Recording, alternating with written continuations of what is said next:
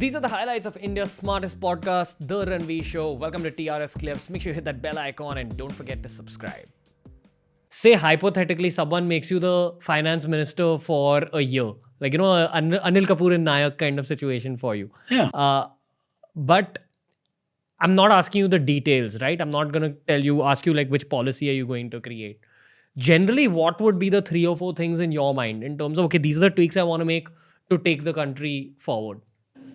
I would focus more on transaction taxes versus income taxes, because I feel like that 1% of the country which is paying income tax, I don't think you should burden them anymore. I mean, I think, this is not even the rich, right? This is like the middle class who are essentially getting a salary and paying most amount of their income as tax.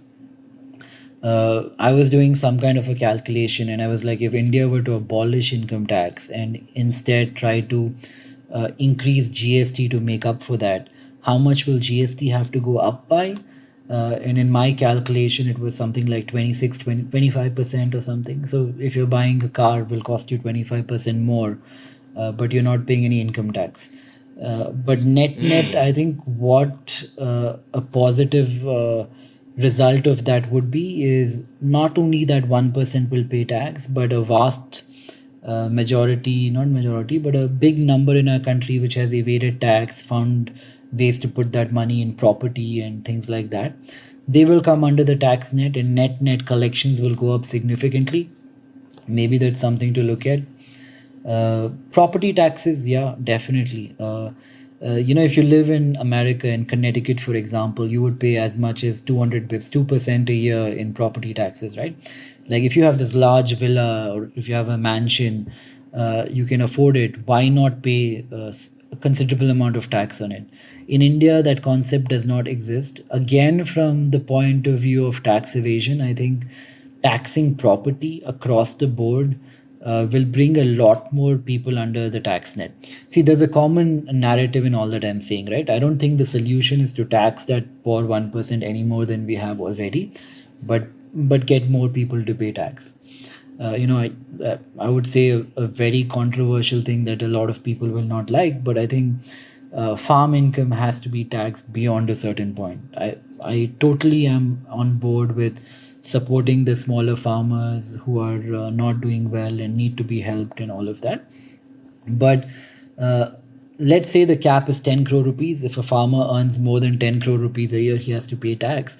I don't think that hurts anybody. I feel like companies like Monsanto, like these huge agri-tech companies, there are cases in which they're earning 200-300 crores of profit a year, but they're not paying this tax and they're using this exemption to get out of paying tax. And it just seems ridiculous to me. So from the taxation perspective, I would do everything.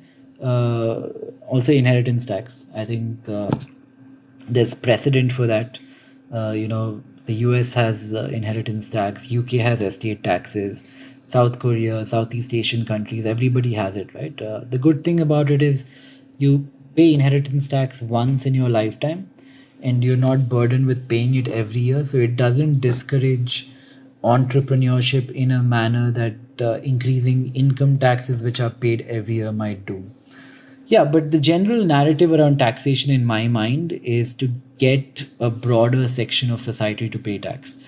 See, beyond a point, you can't even blame the government for, a lot of the infra that we have and stuff like that, because if you have to face it, 1%, the tax that is collected is not enough. And, they don't really have the gunpowder to go there and go out there and really transform the country. So yeah, general message and narrative is around getting more people to pay tax and avoiding tax evasion.